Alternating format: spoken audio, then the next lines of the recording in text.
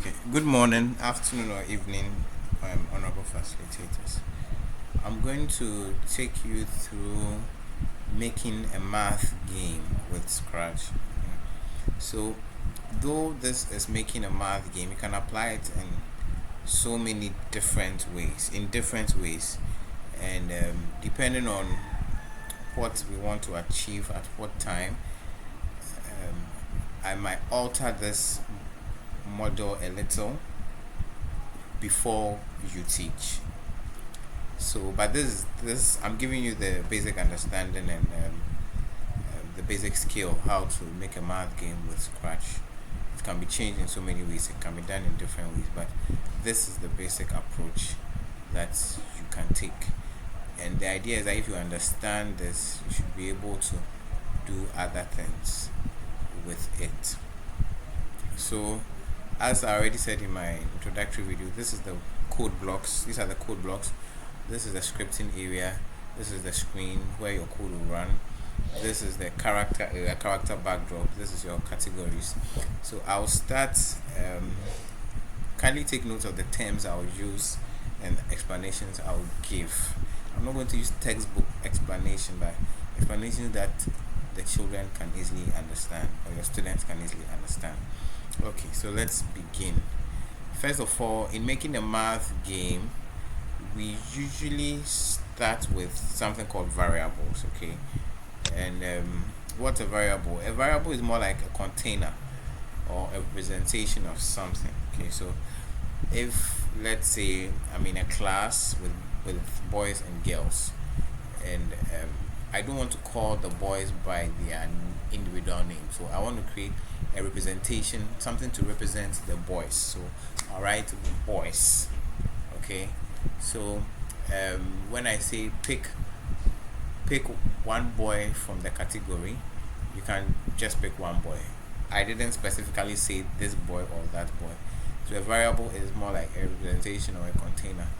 In math, if you remember, we also use variables, something like x to represent a set of this and y to represent a set of this. So a variable is actually not the thing itself, but it's just to represent it. So we're going to create variables because we are dealing with a math game. In a math game, you need to multiply stuff. You need to add things. Anything math usually has to do with more than one number, right? Maybe 2 times 2, 1 plus 1, 1 plus 1 plus 1, more than one number. So we're going to create two variables, and we'll name the first variable number 1,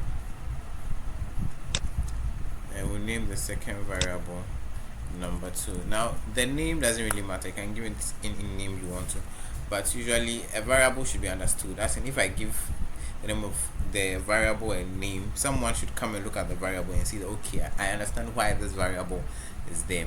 Also, I do not leave spaces between the number and the 2. You can leave spaces, but the reason why I don't is for consistency's sake, so that I don't forget that I'm leaving spaces. So in my mind, I never leave the spaces. It just builds that consistency so that I don't mix things up. So I've created variable 1 and variable 2. I'm just going to change my character for shaggy reasons, just so that you get used to changing your character. There's one character I like using because he's cute. So he's called Giga. Yeah, you can choose Giga, you can choose Pico, but basically any character you want to choose is fine. So I'm choosing Giga. The idea is that with this math game, this guy Giga is going to be asking us questions. Okay, yeah. So I'm going to choose a background. You can choose any background you like. Frankly speaking, any background. Because it's educational, I just want to choose something that is educational kakra. So I'll go for something room. There's this room 1, room 2 thing. Let me go indoors. I should get a better narrow down. So room 1. So I've chosen this. Bear in mind that I've done this video before. This is the first time my laptop, the mic wasn't working, so there was no audio. So you might see this video 2 times on YouTube. Yeah. So we've made the variable, we've made number 1 and number 2, we've brought the background, we've brought our sprite. The sprite is the character. Okay, so these things are called what? Sprite. Anything, any character, and this is the background. We chose the background from this place. shows expired from this place. Okay, we are done with that. Now we are going to create an event. Okay. In a way, there's a temporal event. What's an event? An event is basically an action that causes something else to happen. So if there's something which when I do, it will create another effect, or it will cause another code to run, then it's an event. Let me give you a real life experience, a real life example, and usually these are the examples I give to the children so that they can really understand what an event is. Let's say mommy finishes cooking. Okay, she'll shout your name. Let's say she says Kofi. Kofi will shout yes. Do you understand? So the event is the mother shouting Kofi, or the mother shouting. You get me? And what happens after that is Kofi then shouts yes. So the mom did an action which caused something else to happen. Another example, let's say traffic lights. When you see red, you stop, right? So the action was red. You get me? Or the traffic light turning red, and what happened was that you stopped. You get me? So an action that causes something else to happen. In our code, you usually find that, let's say someone writes a program and will say that, oh, when, let's say, when user gets to a certain level, you can run this code, or maybe bring up the screen. When the person picks 20 coins, change the scene. I mean, things like that are events, and there are a lot of events in computer programming.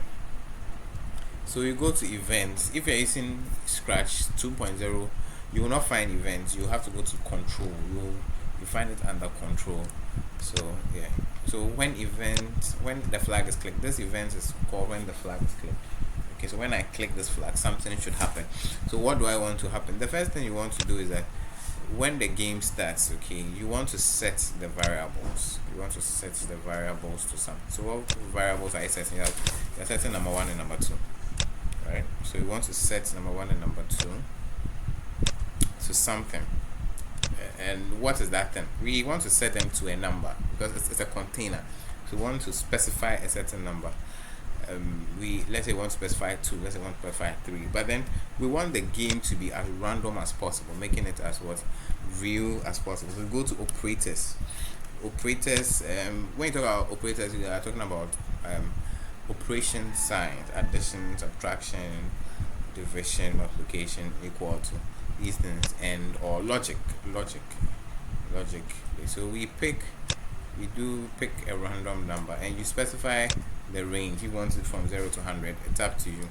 Since we are working with kids, usually let them set the range to numbers they can handle, or can push themselves to handle. I'll set this to 2 to, I don't know, 20. Let them set it to 12. Let me not do it to 2 now. I can multiply them. But yeah, 2 to 12 should be okay. So what you've told, remember that we are writing this code for Giga. Okay, so make sure that Giga is highlighted. Let me show you something.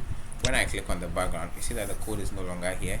When I click on Giga, you see the code is back. Exactly. So if I had clicked on this and had written the code, I'll be writing the code for the background, which is not what I should be doing. So I clicked on Giga before I wrote the code. Hence I can see Giga up here.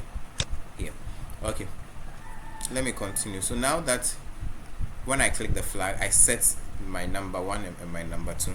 I need to now ask a question based on the numbers I've set. Okay, so this code from sensing will allow us to ask something, ask anything.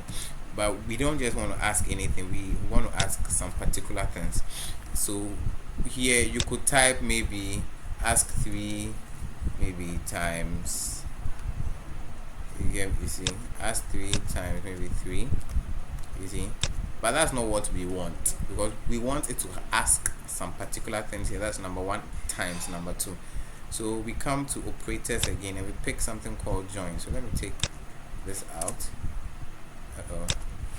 This out, and then put join there. So we want it to ask 3 times 3. 3 times 3. There are 3 things over the 3, the times, and the 3. So we need 3 spaces. So we will pick another join.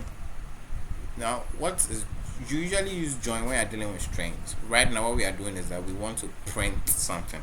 Printing something means you are working with what strings. So, um, let me put here. I'll change it to X. You get me? This is just it's just a text, but because the numbers are going to be changing, we can't just print let's say anything. We need to print these number one on and number two in particular. So we pick the variable number one, we drop it here, we pick the variable number two, and then drop it here. So we've achieved that. If I click, you can see. If I run it, you can see. Okay, you can see 3 times 7. Again, so it's what anytime I run the code, when I click the flag, it sets a number one, then it sets a number two, then it will ask you number one times number two. You get me? When I do it again, see it changes and it changes and it changes.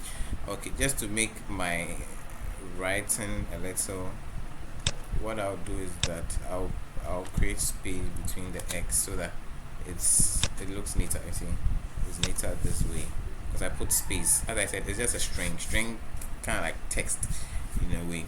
So that's it. So I finished this part. It has asked the question. Now we need to be able to create a code such that the user can now answer the question. So this question has been asked. Let's go to control, then pick if else. Now if else is a very common something we'll see a lot in computer programming. When we start doing Python and all that, we're going to use it a lot. Even in Arduino programming, we are also going to use it a lot. Computational thinking, so we use it a lot. So if else, we pick an if else statement, then we come to operator. So we want to say that if the answer is equal to, or if this is equal to, so we pick an equal to operator, we put it inside this, bam. Then we go sensing, you pick answer. Is it answer? Yeah, answer. So we want to say if answer is equal to this times this. Remember that the PC naturally has operators in it. Naturally has a calculator in it, so it can on its own calculate stuff. So we go back to operators. Depending on what you are doing, if you are using times, plus, as I said, this is a math game, so you can use plus, minus, addition, subtraction, whatever you want to use. But I am using multiplication, so I go to pick multiplication sign here. Okay, in coding multiplication, usually the star is a star. Yeah, star. Usually star. So I'm saying if answer is equal to, then I go back to variables and I pick number one times number two. Okay, so if variable is equal to number one times number two, what should you do? The rest depends on you. We'll pimp it up a little. This is just part one. I don't want the video to be very long, so this is just the first stage of the video. Say correct. Okay, if answer is wrong, else say what's wrong. Let me just try again. What is this? What did I just write?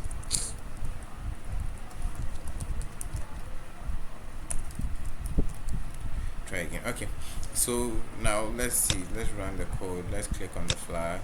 9 times 10 is 90. Correct.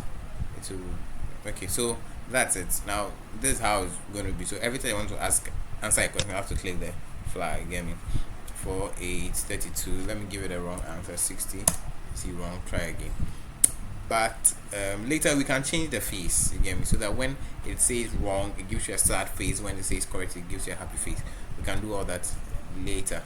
We don't want the question to be only one. We want it to keep asking us questions, so we can do a forever block.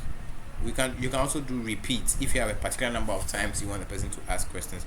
Later we'll add things like a timer, a score, all that to make the game more interesting, attractive, and fun. So if I should run now, it will keep asking me 12 to 24, I guess. Correct, and it will ask me another one. 7 12 80 84 80 something 80. Okay, let me just give a wrong answer. Okay, so That's it. 8540 or so, something like that. We go on. It will keep asking you. It will keep asking me till you what, till you stop it. Anytime you are testing your game, you can make it big, and this is what you see, and you can try it out. Just reduce it over here. So I'll come back and do part 2 of this application. There are so many things we can do. We have to do buttons. I mean, when you start a game, you don't just start straight away the game. You have an interface. You go to play game. You should be able to select addition, subtraction, multiplication. Select which operation you want to do. You can also decide to select the level of difficulty in it. So I'll come back and I'll continue the lesson for you, and I'll finish it up so that when you are teaching, you can teach well. Thank you very much. Kindly go through this work, and if you have any questions, feel free to ask on the page or call me as well.